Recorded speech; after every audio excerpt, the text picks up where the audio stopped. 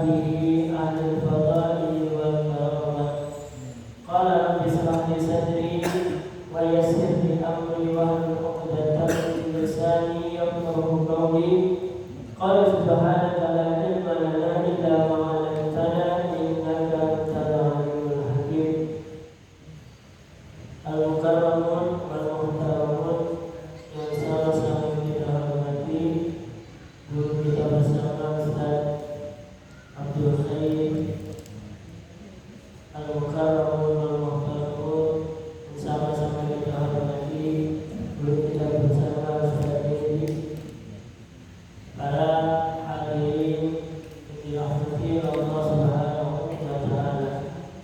Alhamdulillah, kita bersyukur kepada Allah Subhanahu wa taala pada malam ini kita dapat berkumpul, bermuajah, bersilaturahmi untuk melakukan kewajiban kita sebagai umat Islam, yaitu mencari ilmu Allah Subhanahu wa taala.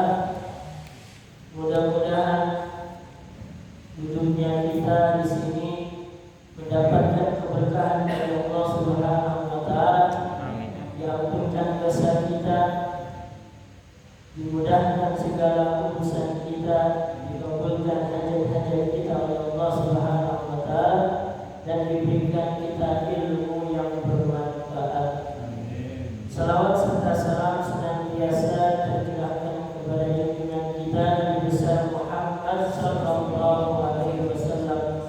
Mudah-mudahan salawat yang kita sampaikan ini menjadi asbab penyebab diterimanya atau diberikan yang kita nanti syafaat yaumul qiyamah. Amin ya rabbal alamin. Hadirin yang dirahmati Allah Subhanahu wa taala, di dalam kitab Madarijus Salikin di situ ada keterangan dari Al-Imam Ahmad bin Hanbal. Beliau ini adalah salah satu tokoh mazhab yang muktabar.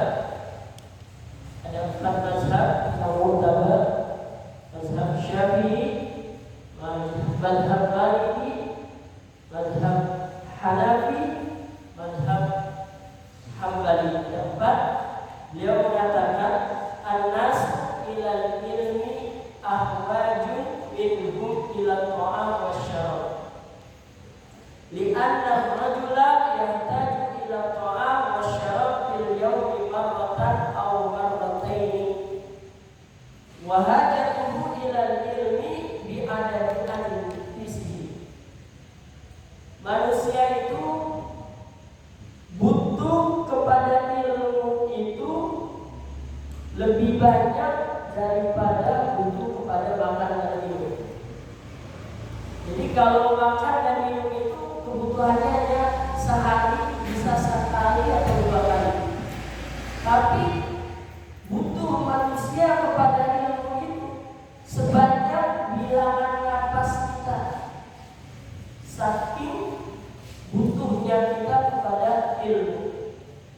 Makanya pahala orang-orang yang menuntut ilmu luar biasa. Allah berikan ganjaran orang yang menuntut ilmu itu pahalanya luar biasa. Bahkan duduknya aja dianggap ibadah.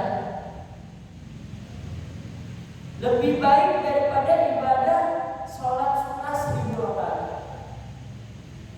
Dulu susah tapi majlis ilmi khairun min ibadati alfi rakaat.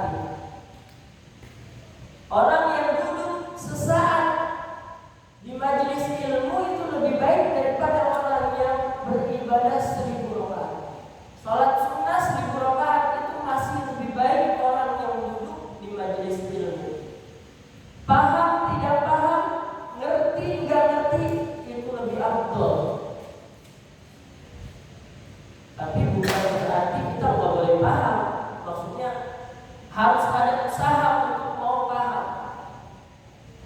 Bahkan dalam satu riwayat, ketika Nabi datang ke masjid, melihat ada 2 kelompok, yang satu sedang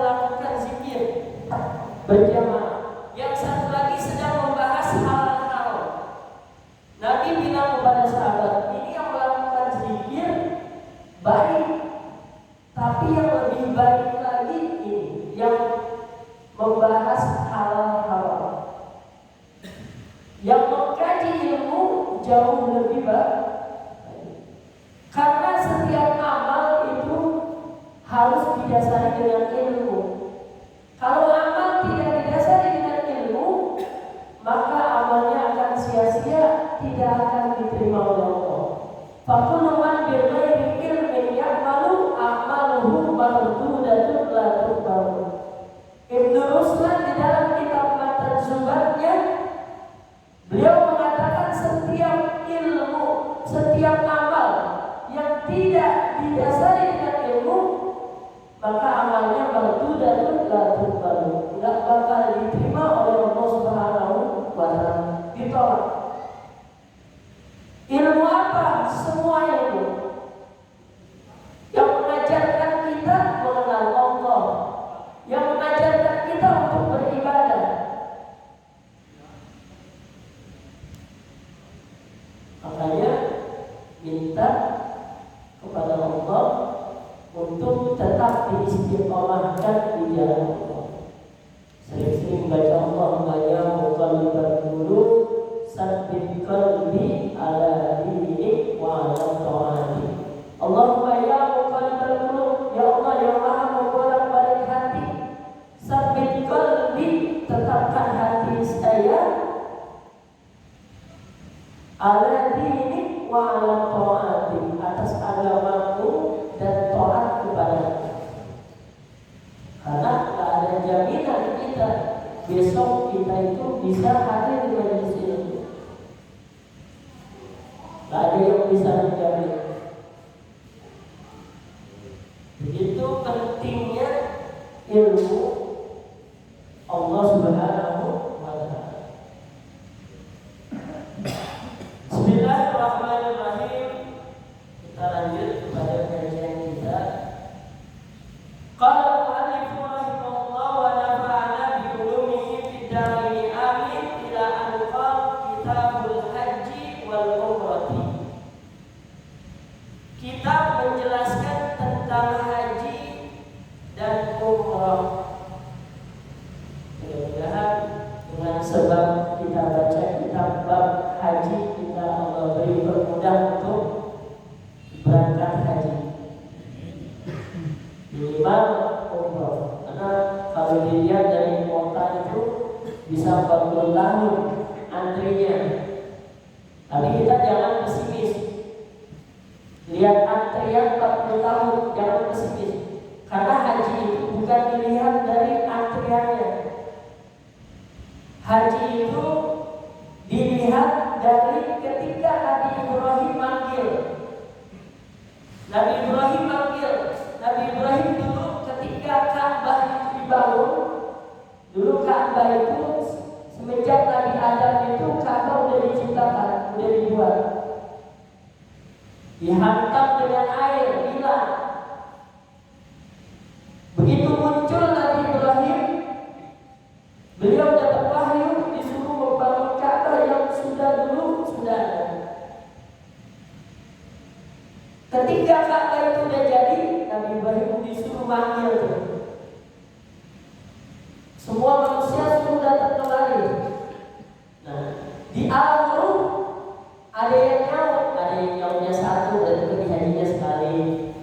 Ada yang nyautnya dua, berarti 2 kali pergi haji. Kalau yang berkali-kali itu 4, 5, berarti ketika di alam ruh dia nyautnya banyak. Nah, kita kan nggak tahu nih takdir kita, apakah dulu di alam ruh itu kita nyautnya berapa kali atau nyaut atau enggak? Nyaut apa enggak itu? Kita kan nggak tahu. Di sinilah bentuk ikhtiar kita, usaha kita. Makanya ada sugesti kalau kita pengen sesuatu harus pendidikan, itu sering-sering sebut.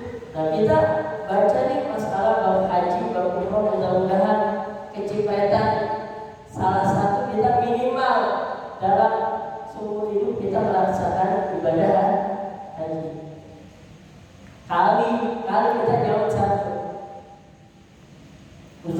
doang, Ustaz udah haji belum? Pakai bahas masalah haji. Mau udah ngamalin, mau belum, kalau pembahasan tetap kita sampaikan. Enggak mesti yang belum ngamalin itu nggak boleh dibahas. Buktinya orang meninggal, Ustaz ceramah orang meninggal, dia udah meninggal belum? Tapi kayak tahu aja dia udah meninggal, tapi dia bahas masalah meninggal. Jadi ibadah haji sama kayak bab nikah, ada Ustaz belum nikah, bab masalah nikah dia bahas. Salah gak? Enggak. Belum ngamalin itu udah bahas apa? Orang belum meninggal aja ceramah tentang meninggal, tentang kematian. Bab masalah haji. Apa haji itu? Haji secara umum al-qasdu, bertujuan menuju ke satu tempat, itu namanya haji. Kita mau pulang ke rumah tuh haji itu secara umum. Mau pulang kampung haji. Mau minjem duit haji, karena haji secara umum al-qasdu, tujuan. Secara syariat haji itu qasdu baitillahil haram an-nusuk, menuju ke Mekah untuk beribadah. Jadi kalau kita mau datang ke Mekah itu beribadah, ibadah melaksanakan haji namanya haji secara syariat. Nanti kalau sampai sono beda. Kalau di masjid, di Masjidil Haram itu nggak ada tahiyatul masjid. Kalau di masjid yang lain selain Masjidil Haram nggak ada tahiyatul masjid. Kalau di masjid lain ada. Kenapa tahiyat di Masjidil Haram nggak ada tahiyatul masjid? Kalau di Masjidil Haram itu penghormatannya adalah dengan tawaf. Namanya tawaf tujuh, tawaf baru datang. Jadi nggak ada tahiyatul masjid. Kalau di luar Masjidil Haram ada tahiyatul masjid. Di sini kita datang sunnah tuh, sunnah tahiyatul masjid. Bahkan ulama ada yang mengatakan bahwa walaupun khotib sudah naik di atas mimbar, kita tetap disunnahkan untuk tahiyatul masjid. Cuma jangan lama-lama. Jangan lama-lama. Rukun-rukunnya aja kita baca. Fatihah, ruku, dalam ruku nggak usah baca subhanallah, subhanallahil azim wa bihamdihi. Kalau ruku aja, yang penting ruku ada tumaninah. Dipercepat. Boleh nggak? Boleh kita. Karena apa? Menghormati masjid. Nanti memang ada pendapat ulama yang mengatakan dengerin khotib lebih afdal daripada sholat. Tapi ada juga yang mengatakan sholat saja. Karena apa? Penghormatan kepada masjid. Walhasil tinggal pilih yang mana aja. Sama kayak seperti orang mengucapkan Sayyidina kepada Nabi Muhammad. Ada yang mengatakan bahwa nggak usah pakai Sayyidina, langsung aja Allahumma shalli ala Muhammad wa ala ali Muhammad. Karena ada hadis katanya, ada hadis yang mengatakan ketika sahabat, ya Rasulullah, bagaimana cara saya bersalawat kepadamu? Qul, ucapkan Allahumma shalli ala Muhammad wa ala ali Muhammad. Dia mengatakan bahwa memakai Sayyidina tidak diajarkan. Ya.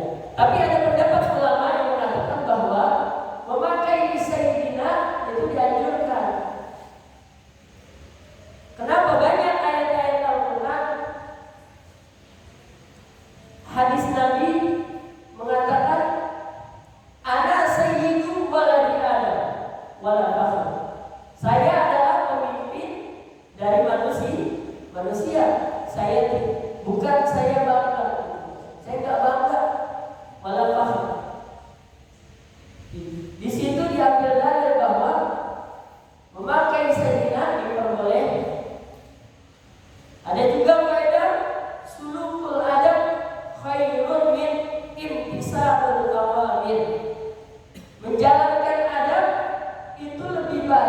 daripada mengerjakan perintah.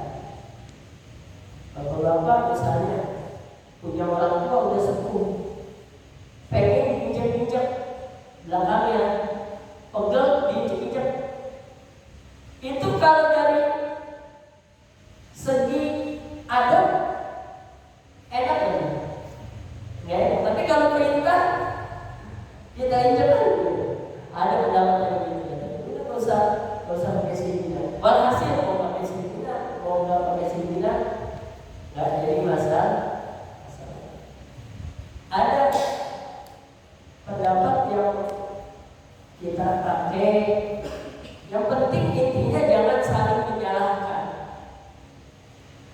Makanya orang semakin tinggi ilmunya, semakin banyak pengetahuannya, itu bukan semakin sombong.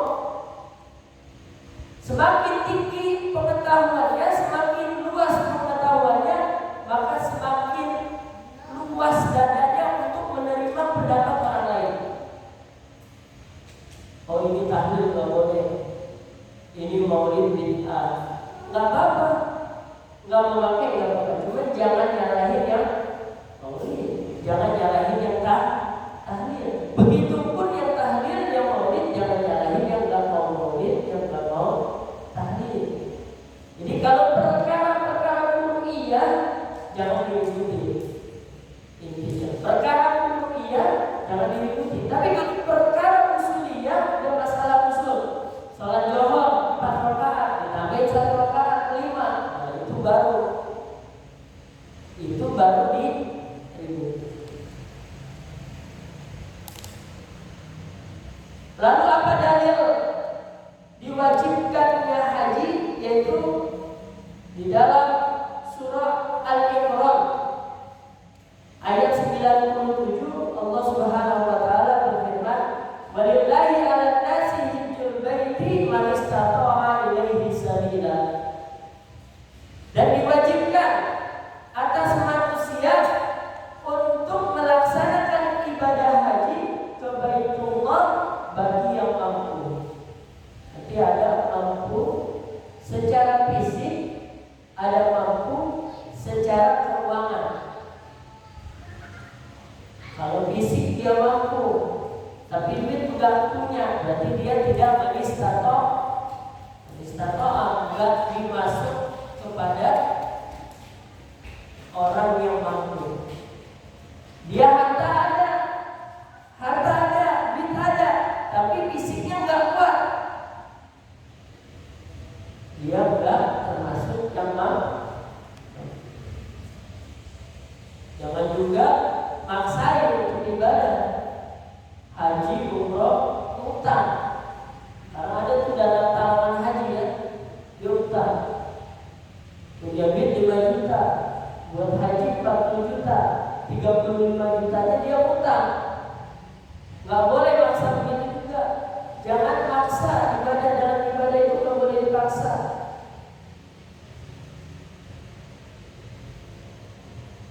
Utang 35 juta, begitu pulang haji nyesel, bayar utang selama 3 tahun, akhirnya haji disesali. Umroh begitu, dipaksain utang.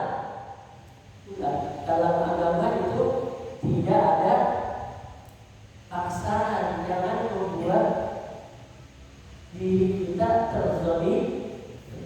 Sholat aja kalau kita nggak bisa berdiri boleh duduk nggak bisa boleh berbaring. La yajibu kullu minhuma bi asli syar'i illa marratan fil umri hatta law irtadda ba'da fi'lihima summa 'ada ila Islam lam tajib i'adatuhuma. Tidak wajib tiap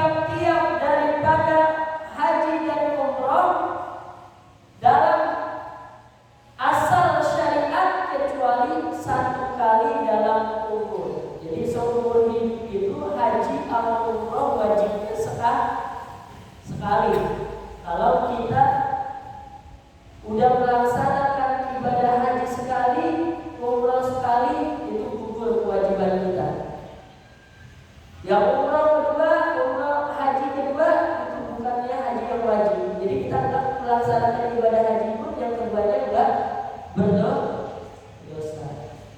Karena nanti ada ancaman dari Nabi, orang yang mampu untuk melaksanakan ibadah haji tapi dia enggak mau melaksanakan ibadah haji, nanti suruh milih ketika meninggal dunia mau jadi orang Nasrani atau orang Yahudi. Siapa yang mampu dalam melaksanakan ibadah haji atau umroh tapi dia enggak melaksanakan ibadah haji, pilih matinya mau jadi orang Yahudi atau Nasrani. Kenapa? Karena ibadah haji adalah kewajiban. Bagi siapa? Bagi orang yang mampu. Baik mampu harta maupun mampu fisik. Cuma juga janganlah bersaing, karena ada ketika ada sahabat waktu ibadah haji ketemu sama Nabi, lalu dia ini minta-minta di sana, minta-minta untuk makan, untuk minum, lagi melaksanakan ibadah haji. Nabi marah kepada sahabat, kamu kenapa minta-minta di sini? Kamu punya bekal untuk melaksanakan ibadah haji, berarti kamu gak mampu, gak usah maksain.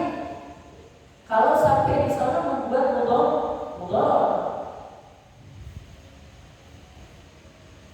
Nabi pun melaksanakan ibadah haji hanya sekali. Nabi melaksanakan sekali ibadah haji. Asal syariat ibadah haji hanya sekali dalam seumur. Sampai jikalau ada seseorang yang murtad, nauzubillah min dzalik, dia sudah melaksanakan ibadah haji lalu murtad. Kemudian dia setelah murtad dia kembali lagi masuk Islam. Lam tajib i'adatuhuma. Jadi tidak ada kewajiban dia untuk mengulang lagi haji. Haji yang pertama sudah tercapai.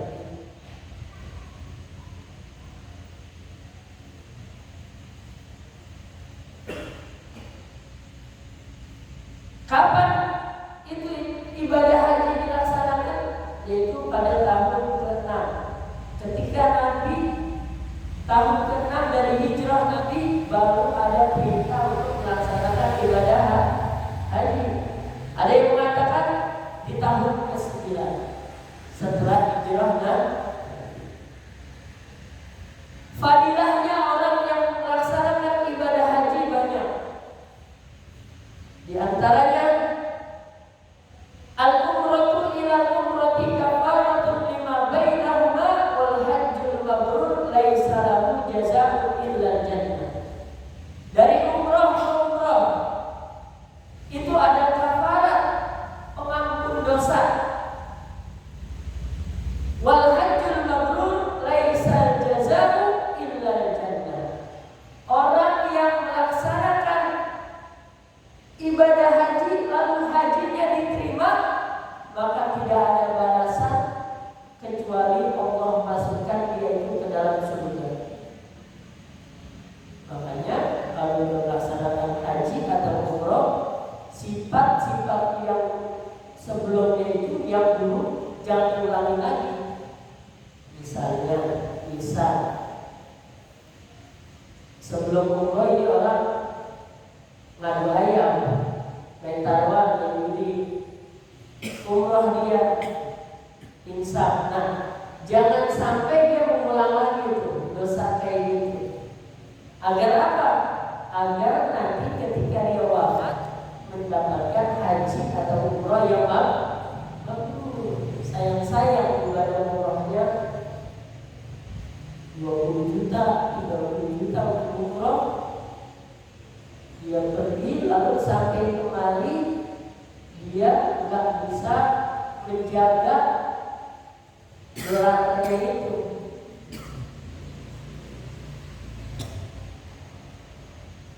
Makanya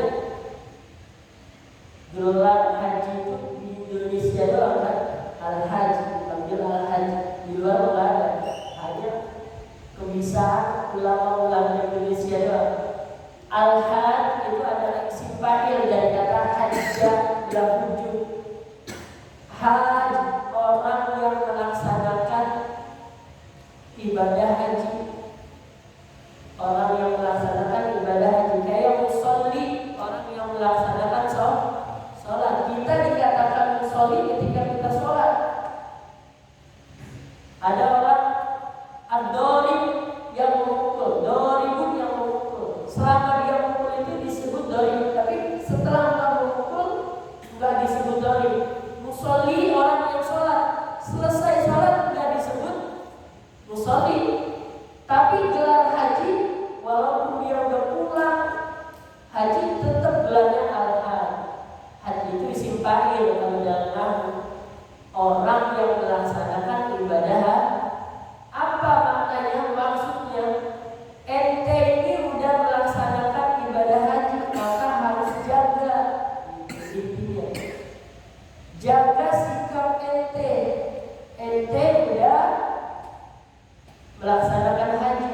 Semasa ente haji itu dipanggil haji, berarti setidaknya ente itu dalam keadaan melaksanakan ibadah haji, walaupun sudah sampai rumah.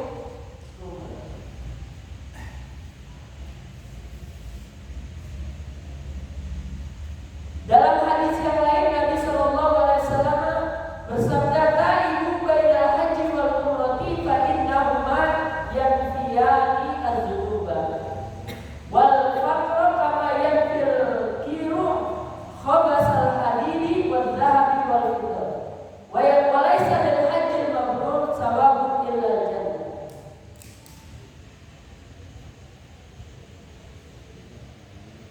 Bahagialah orang-orang yang di antara melaksanakan ibadah haji dan umrah. Maka sesungguhnya ibadah haji dan umrah itu adalah penghapus dosa-dosa kita. Orang yang melaksanakan umrah, orang yang melaksanakan haji, itu dosanya diampuni oleh Allah. Tidaklah bagi orang yang melaksanakan ibadah haji dan hajinya itu mabrur diterima, kecuali dia mendapatkan pahala, yaitu surganya Allah Subhanahu wa ta'ala. Dalam hadis yang lain, "Man hajja hadzal baita falam yarqus wa lam yafsuq raja'a ka yaumi waladatu ummuh." Orang yang melaksanakan ibadah haji di Mekah, lalu dia tidak berbuat atau melakukan perbuatan yang buruk, enggak berkata kotor, enggak melakukan perbuatan-perbuatan yang dilarang oleh Allah, maka dia pulang sampai rumahnya seperti orang yang baru lahir, enggak ada dosa. Makanya orang yang pulang dari haji atau pulang dari umroh, doanya makbul. Doa makbul, doanya langsung dijawab oleh Allah. Kan sugesti juga kalau ada orang yang umroh, minimal kita datang nemuin, itu bisa menarik kita ketepaan. Kalau kata orang kampung, ketepaan. Jangan kalau ada teman pulang umroh ngarang kormanya, ngarang zam-zamnya doang.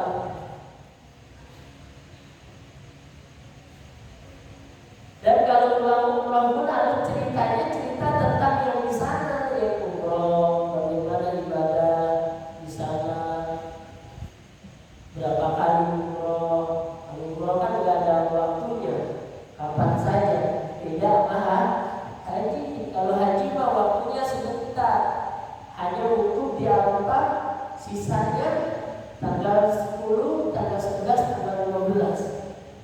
Nginep di Mina, wantan wajibnya itu apa? Wukuf di Arafah. Nanti ada haji tamattu, ada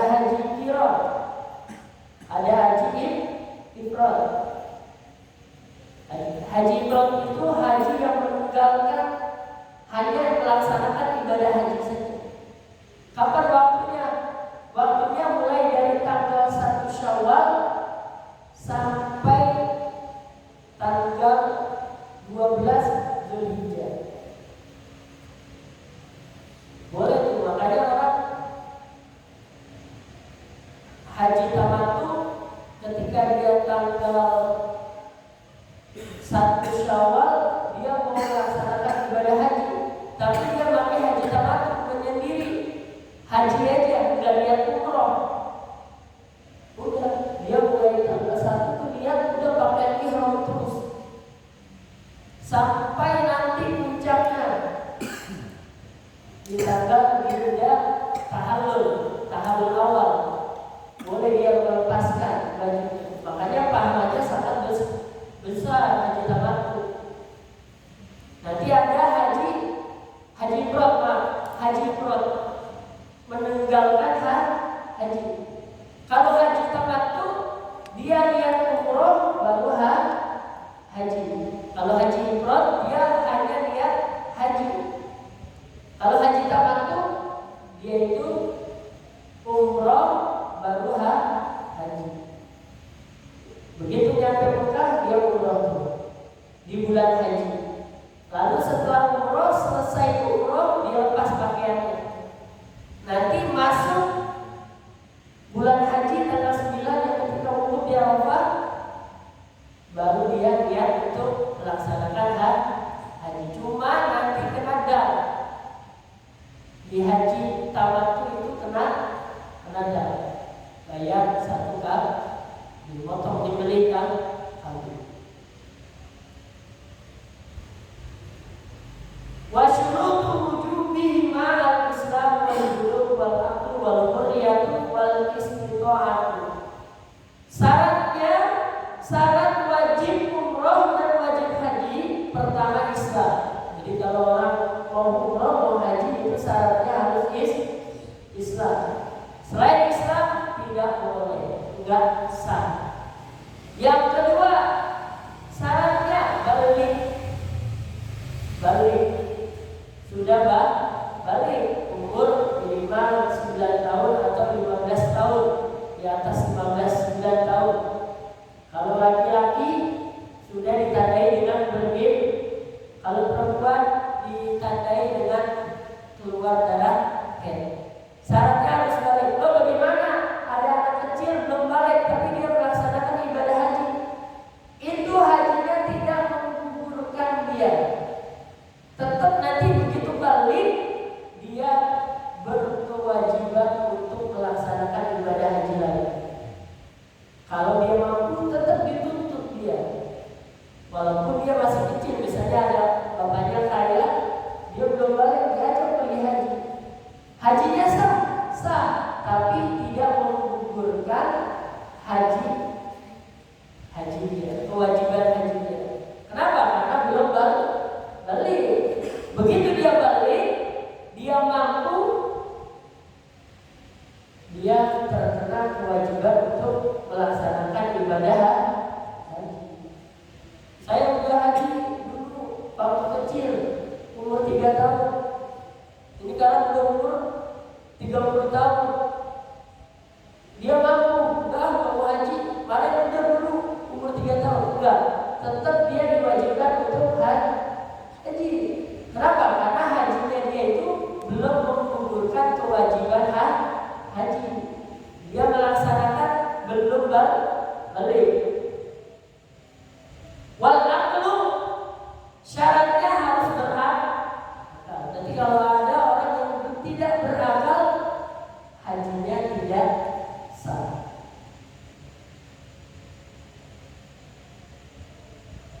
Wal hurriyatu syaratnya harus merdeka. Ini udah nggak ada. Perbudakan sudah tidak ada. Karena ketika zaman Nabi itu perbudakan mulai dihapus sedikit nggak ada. Orang punya kesalahan, kafaratnya membebaskan budak. Untuk membebaskan budak, karena zaman dulu itu perbudakan itu seperti barang. Budak itu seperti barang, sama kayak kita punya motor, bebas pakai.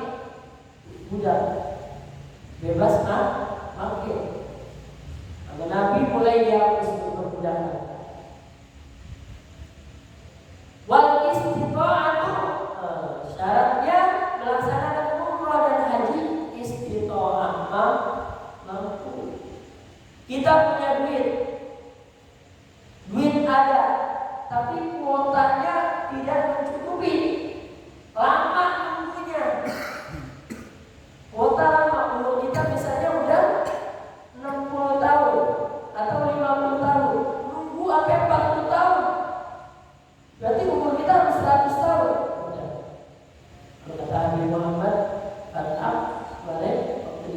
majelisnya, ngaji dulu, ya udah, nggak usah nunggu haji.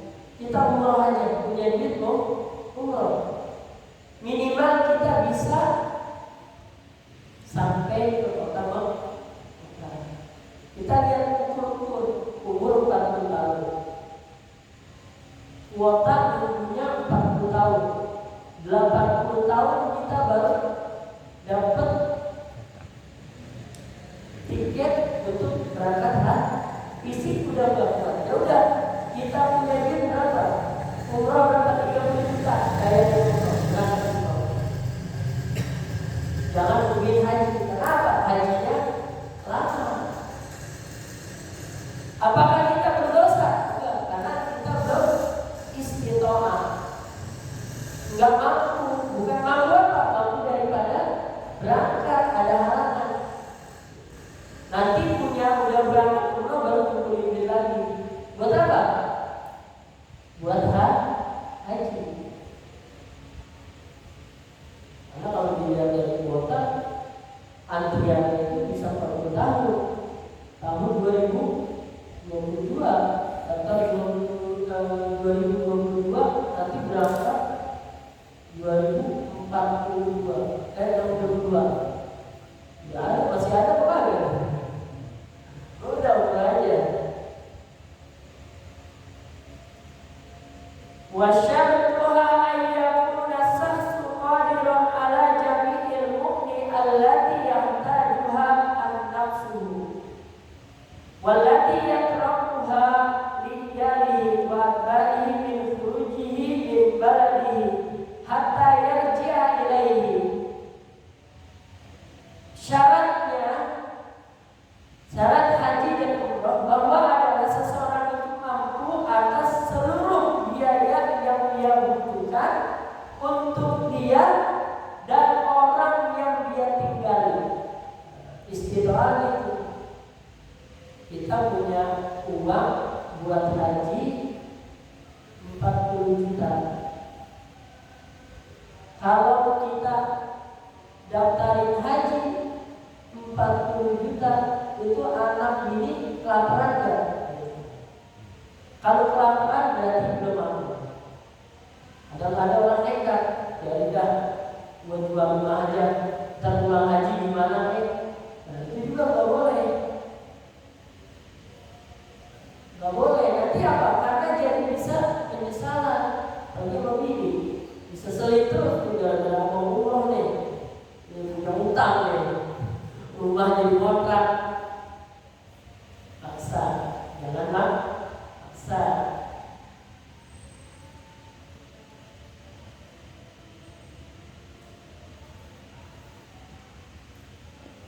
Wa atba'ihi min khurujihi min baladi hatta yarji'a ilaihi wa ala rukubi dabati fi jihabihi wa rujuihi min ghairi masyaqqatin syadidatin.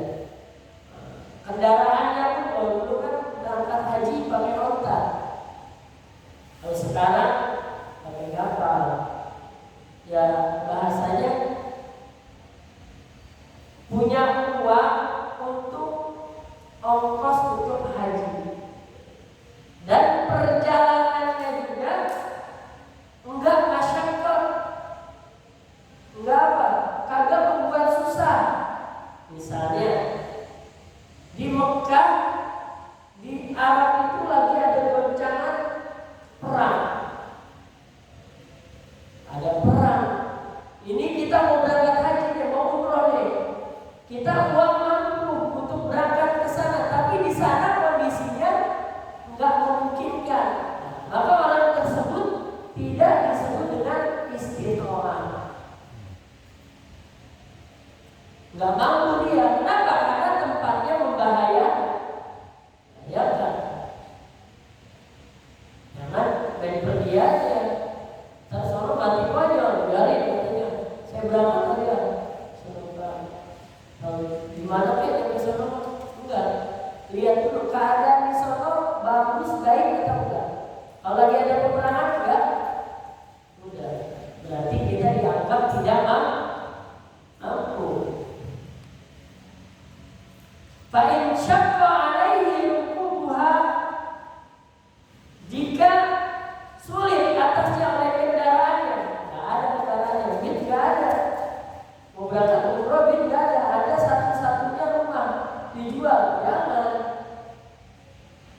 maksain diri kita tak boleh. Berarti kita belum mampu. Fayustaratu ay yuqaddira ala rukubi bisyakli muhdirin muzillin in ta'azza bil hari awal barat. Ini enggak tergambar dalam sini. Maka disyaratkan bahwa mampu atas kendaraannya pada kesulitan tempat yang ia naungi jika terkena kesakitan dengan sebab panas atau dingin. Ini mah kalau dulu kan orang berangkat haji itu naik apa? Naik perahu atau naik apa gitu. Panas atau dingin. Kalau sekarang kan enak naik pesawat. Panas dingin. Nah itu orang tersebut juga enggak dikatakan istitoah. Ketika dia tidak melaksanakan haji dan umroh, dia tidak berdosa. Kenapa? Karena perjalanannya itu masyaqqah. Kali dari sini ada yang nekat naik motor bersama. Naik motor mau bekal banyak kesana. Masyaqqah gitu. Masyaqqah jangan dipaksa.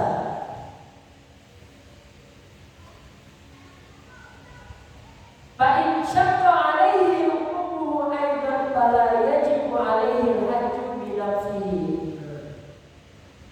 Kalau dia merasa kesulitan dengan kendaraannya juga, maka tidak wajib atasnya haji dirinya. Bal yajibu alaihi an yastajara man yahujja anhu in qadara ala zalika. Jadi kalau misalnya dia nggak mampu, badan nggak enak, sakit, tapi uang punya, uang ada, badan nggak mampu, dan nggak mampu dia buat melaksanakan ibadah haji, dia wajib untuk menyewa orang membadalkan haji. Tetap ada kewajiban haji kalau mampu, punya uang, punya harta buat keluarga, nafkah buat keluarga, ada uang buat berangkat haji, tapi dia fisik dia nggak mampu nih, dia tetap berkewajiban untuk melaksanakan haji, cuma dibadali, bayar orang dulu. Badal haji pun harus benar-benar kita perhatikan. Ini yang badalin haji kita udah haji apa belum? Kalau yang badalin haji kita belum haji, maka hajinya tidak sah. Syaratnya menjadi pembadal haji itu dia sudah melaksanakan ibadah haji. Jangan sembarangan ya. Dan dapat bayar. Tanya dulu itu pengurus yang badalin udah haji apa enggak? Saya duit puluhan juta kita bayarin, ternyata hajinya tidak sah. Harus yang menjadi badal haji itu harus sudah melaksanakan haji dulu. Fa'in wujida mayyahujja'an bila ujratin wajaba alaihi iyadzanalahu. Maka jika dia mendapati orang yang menghajikan darinya dengan tanpa upah, wajib atasnya bahwa dia memberi izin baginya. Bisa ada orang sukarela nggak bayar, dia harus memberi izin dulu. Jangan orang tersebut tahu datang, misalnya ada teman kita CS kental nih. Kita tahunya dia datang dari mana-mana, kemarin bulan haji, anak udah haji ente, tanpa izin kita, maka nggak sah. Harus izin dulu. Kita tahu nih kita bakal dihaji sama dia, ibadah kita dihaji. Kalau nggak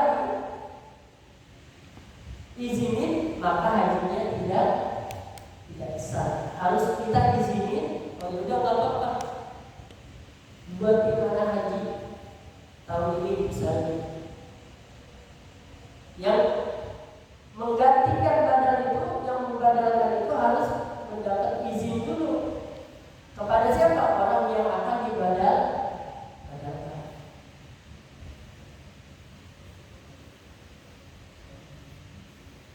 Wa man mata wa qad lazimahu hujjata fardi jaza li kulli ahadin walau kana ajnabiyyan wa illam ya'zan lahu waris ayyahujjahan. Dan siapa orang yang meninggal dunia dan dia mempunyai kewajiban untuk berhaji fardu, boleh bagi salah satunya itu untuk menghajikannya sekalipun orang lain. Misalnya ada orang tua kita dulu udah punya kecukupan harta, udah punya kewajiban haji, tapi dia nggak haji. Kita sebagai anak yang berbakti pengen hajiin dia, gitu. Hajiin orang tua kita, boleh nggak? Boleh. Sekalipun yang hajiin bukan dari keluarganya, orang lain. Kita suruh orang untuk melaksanakan ibadah haji orang tua kita. Sah nggak? Sah. Ayyahuja'an wa illam yusibiha fi hayatihi. Sekalipun orang tua kita enggak memberi wasiat kepada kita, enggak bilang nanti kalau saya mati buatin saya haji ya, enggak ada izin, misalnya enggak ada wasiat kepada kita, hajinya tetap sah. Wa misluhu man mata wa lam yastati hujjatul Islam fi hayatihi. Fa in mata ba'da hajjatul Islam wa laysa alaihi fardhu tawakkul haji anhu ala ibnihi fi qabla mauti wa la yasiru al-hajju anil hayy illa idza kana maqburan. Maka jika ada seseorang yang meninggal setelah haji Islam itu haji yang pertama, dia sudah melaksanakan ibadah haji dan tidak atasnya itu fardu yang menggantikan atas hajinya, atas izinnya. Jadi kalau dia sudah melaksanakan haji, lalu kita ini mau bikinin haji buat dia, itu baru harus izin. Kalau tadi kan permasalahannya dia belum sama sekali melaksanakan ibadah haji, maka kita hajikan hajinya sah. Kalau dia udah haji, harus kita punya izin dulu, minta izin sama dia. Nanti Bapak kalau bapak meninggal saya haji tiap tahun. Kenapa? Karena dia haji sudah pertama melaksanakan ibadah haji. Itu bedanya. Permasalahan kita kalau ada orang meninggal belum sama sekali haji, tapi dia berwasiat untuk dihajikan, kita hajikan, hajinya sah. Yang kedua, dia udah pernah haji Islam, udah pernah haji, lalu dia nggak pernah wasiat kepada kita nggak minta izin sama dia, lalu kita hajikan, maka hajinya tidak sah.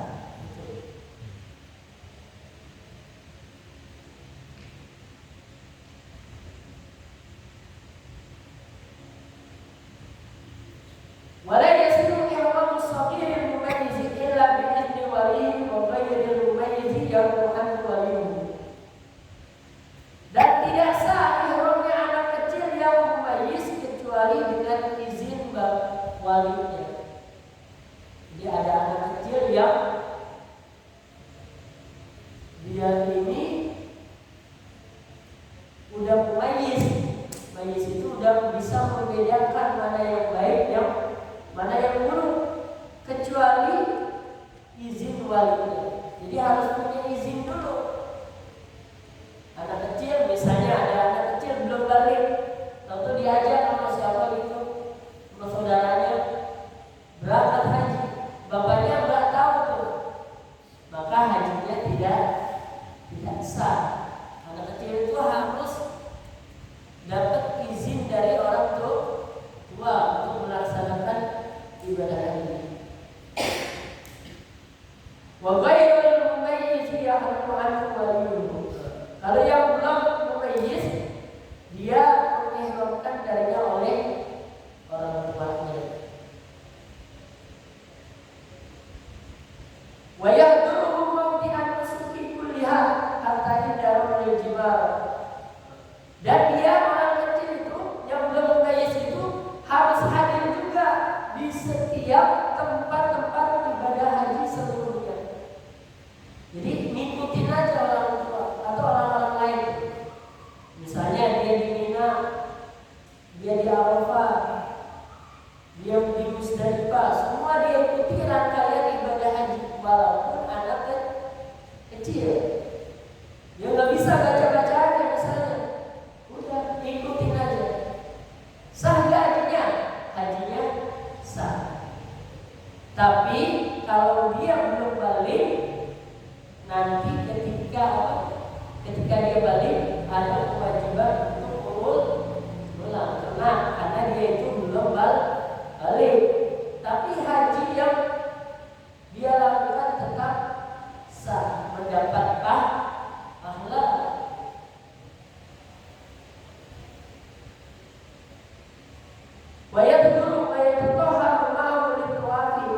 Anak kecil pun harus bersuci juga, harus punya wudu juga, walaupun anak kecil ketika tawaf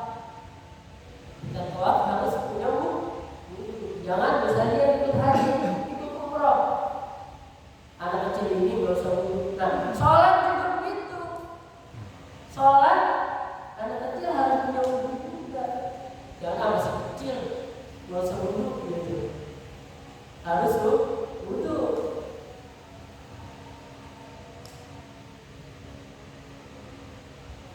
Wa yatubu wa yas'a bi ba'da ayatufa wa yas'a an nafsihi. Dan dia tawaf dan dia sa'i dengannya setelah bahwa dia tawaf dan sa'i dari dirinya. Au ya'zana liman yaf'alu bihi jami'a dzalika, atau dia izinkan bagi orang yang mengerjakan dengannya seluruh demikian itu.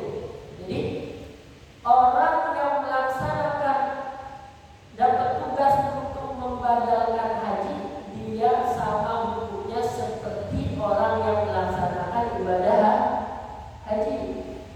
Kita sebagai mubdal, orang yang membadalkan orang, misalnya bapak kita badalin haji.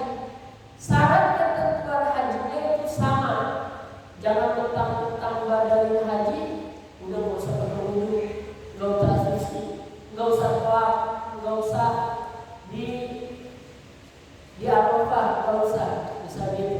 Enggak, harus ikut ketentuan seperti orang yang melaksanakan ibadah haji. Larangan-larangannya pun harus dijaga. Perintah-perintahnya harus dilaksanakan.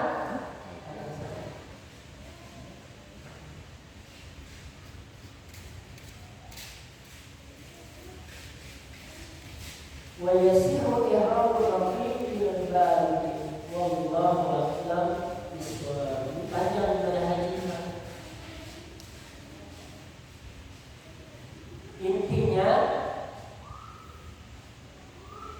harus diamali, maksudnya kalau orang yang menjelaskan masalah haji dan umroh tanpa praktek itu gambarannya masih awam-awam. Tapi nanti kalau udah praktek baru ini. Dan kalau bisa kalau umroh itu sebelum umroh atau sebelum haji minimal kita belajar bab haji atau bab umroh, mana wujud, mana yang sunnah, mana yang dilarang, mana yang dianjurkan. Kenapa? Karena ibadah ini ibadah yang butuh segalanya, butuh waktu, butuh tenaga, butuh uang, dan tidak sembarangan orang diberi kepercayaan oleh Allah untuk melakukan ibadah umroh dan haji. Jangan sampai kita pulang dari umroh itu cuma kayak tur biasa, kayak ziarah biasa. Jangan sampai misalnya datang umroh, berangkat umroh sampai Solo, foto-foto selfie doang, tidur, makan gitu doang. Ibadah-ibadah yang lain gak dikerjain. Padahal kesempatan di situ banyak, peluang ibadah selama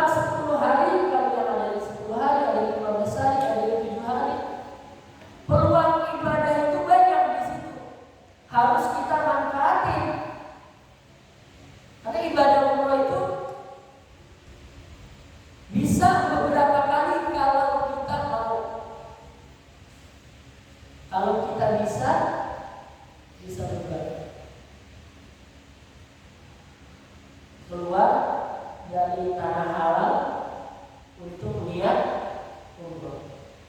Keluar niat umroh, masuk tawaf syai, dapat tahalul, balik lagi ke tempat tanah halal lagi, keluar masuk lagi. Bisa kalau kita mau. Kadang kan kita pulang umroh berapa kerjaan umroh sana? 2 kali. Udah waktunya banyak tuh. Waktunya banyak 10 hari. Kalau sehari kita bisa laksanain 10 hari berapa kita? Atau 4 hari lah. Sehari 2. Sehari 2 kita lakukan. Kalau 4 hari udah berapa kali kita dapatkan umroh? Ini kan kadang orang saya dengar cerita orang-orang yang belum umroh paling laksanain berapa? 2, paling banyak 3. Padahal kesempatan dia itu buat umroh lebih banyak di sana. Dia karena apa? Karena tidak mengetahui ilmu.